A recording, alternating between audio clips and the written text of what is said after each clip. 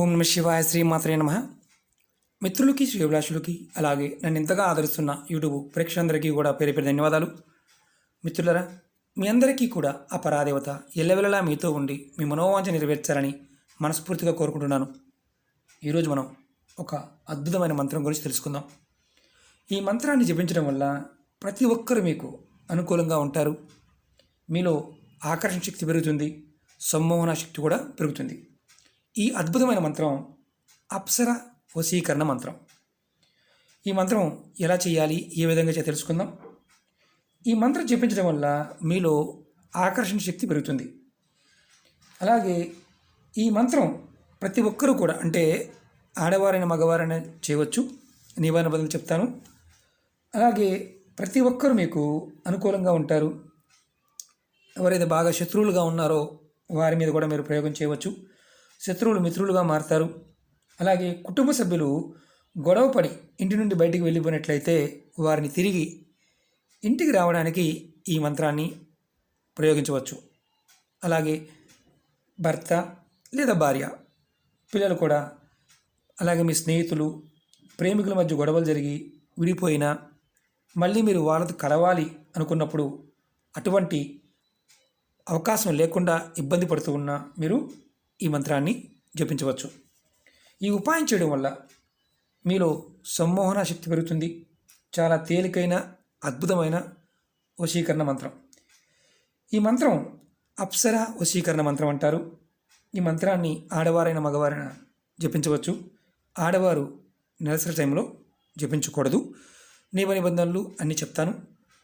మీకు ఈ వీడియో నచ్చినట్లయితే లైక్ చేయండి, నా ఛానల్ని సబ్స్క్రైబ్ చేసుకోండి, పక్కనే ఉన్న గంట సింబల్ని యాక్టివేట్ చేసుకోండి, 10 మంది మిత్రులకి షేర్ చేయండి. ఈ మంత్రాన్ని మీరు ఏ రోజు నుండైనా మొదలుపెట్టవచ్చు.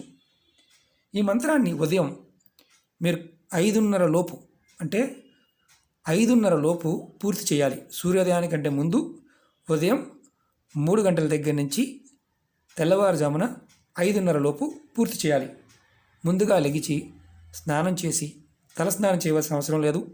స్నానం చేసి మీ పూజామందిరంలో చక్కగా మీ ఇష్టదేవం ముందు దీపారాధన చేసి ధూపం చూపించి మీరు ఒక ఆసనాన్ని, అంటే దర్భచాప కావచ్చు, లేదంటే ఏదైనా వస్త్రాన్ని కింద ఆసనంగా వేసుకుని కూర్చొని మీ ముఖం తూర్పు వైపు, అంటే మీరు మంత్రజపం చేసే ముందు తూర్పు వైపు ఉండాలి. ఆ తూర్పు వైపు మీ ముఖం పెట్టాలి. ఈ మంత్రాన్ని చదువుకోవాలి. ఈ మంత్ర జపానికి మీరు వాడవలసిన మాల రుద్రాక్షమాల కానీ తులసి మాల మాత్రమే వాడాలి. ఆడవారు చేయవచ్చు, ఎటువంటి ఇబ్బంది లేదు. ఈ మంత్రం ఏంటి చూపిస్తాను. ఇక్కడ చూడండి. ఓం వద వద. ఇక్కడ వ్యక్తి పేరు అన్నాను, అంటే ఎవరైతే మీరు అనుకూలంగా చేసుకోవాలనుకుంటున్నారో వారి పేరు. మీరు గుర్తుంచుకోవాల్సింది ఏంటంటే 10 మంది ఉన్నారనుకోండి, 10 మంది పేరు చెప్పవలసిన అవసరం లేదు.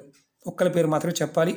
10 మంది కోసం చేయాలంటే 10 సార్లు జపం చేయాలి ఈ మంత్రాన్ని. ఇక్కడ గుర్తుంచుకోవాల్సిన మెయిన్ ఇంపార్టెంట్ ఏంటంటే ఆడవారైనా మగవారైనా సరే ఆ వ్యక్తి పేరు మాత్రం ఖచ్చితంగా చెప్పుకోవాలి. మళ్ళీ చెప్తాను చూడండి ఒకసారి. ఓం వద వద మమ వశ్యం కురు కురు స్వాహ. ఇక్కడ వ్యక్తి పేరు ఎవరైతే ఉంటుందో ఆ వ్యక్తి పేరు చెప్పుకొని చేయాలి. కుటుంబ సభ్యుల కోసమైనా చేయవచ్చు. ఎటువంటి సైడ్ ఎఫెక్ట్ లేని మంత్రం.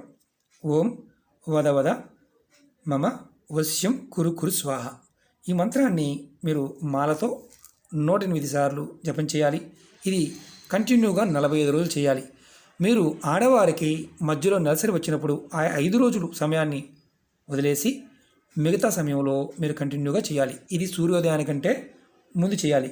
ఈ మంత్ర జపం రుద్రాక్షమాల కానీ లేదంటే చక్కగా మీరు తులసి మాలతోనే చేయాలి. వేరే మాలలు ఏది వాడకూడదు. ఈ మంత్రాన్ని మళ్ళీ చూపిస్తుంది చూడండి. మీరు వీడియో పుష్ చేసి మంత్రాన్ని నోట్ చేసుకోండి. ఈ మంత్రం జపించడం వల్ల ఖచ్చితంగా 45 రోజులు జపించాలి. ఆడవారు బాగా గుర్తుంచుకోండి, నెలసరి సమయంలో ఆపేయాలి. తలస్నానం చేయవలసిన అవసరం లేదు. ఆహార నియమాలు అంటూ ఏమీ లేవు. మీరు ఎటువంటి ఆహారాన్నైనా తీసుకోవచ్చు. ఈ మంత్రం చదవటం వల్ల శత్రువులు కూడా మీకు మిత్రులుగా మారుతారు. మిమ్మల్ని ఇబ్బంది పెట్టేవారు మీకు అనుకూలంగా చేసుకోవచ్చు. ప్రతి ఒక్కరూ కూడా మీకు అనుకూలంగా ఉంటారు. మీలో ఆకర్షణ శక్తి, సమ్మోహన శక్తి పెరుగుతుంది. దానివల్ల మీరు చేసే పనుల్లో ఆటంకాలు రాకుండా ముందుకు వెళ్ళగలుగుతారు. ప్రయత్నపూర్వకంగా చేయండి. ఒకటి గుర్తుంచుకోవాల్సింది ఏంటంటే, ఏదైనా మధ్యలో అంటే మీరు 45 రోజులు చేయాలి, మధ్యలో అనుకోకుండా మీరు మానేశారు, మళ్ళీ మొదటి నుంచి చేయవలసిందే, కానీ ఆ తర్వాత చేయడానికి లేదు. ఆడవారికి మాత్రమే ఆ నెలసరి సమయంలో మాత్రమే వారికి అవకాశం ఉంది, మిగతా వారికి ఎటువంటి అవకాశము లేదు.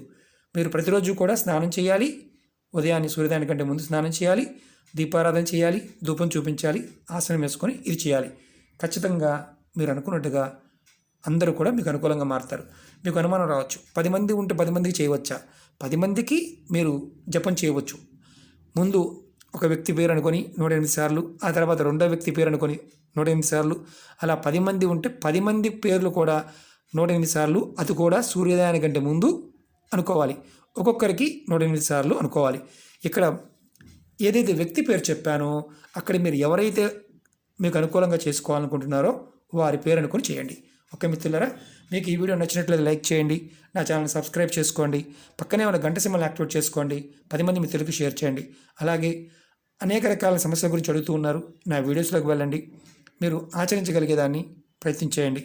ఓకే మిత్రులారా, ఓం నమః శివాయ, శ్రీమాత్రే నమః.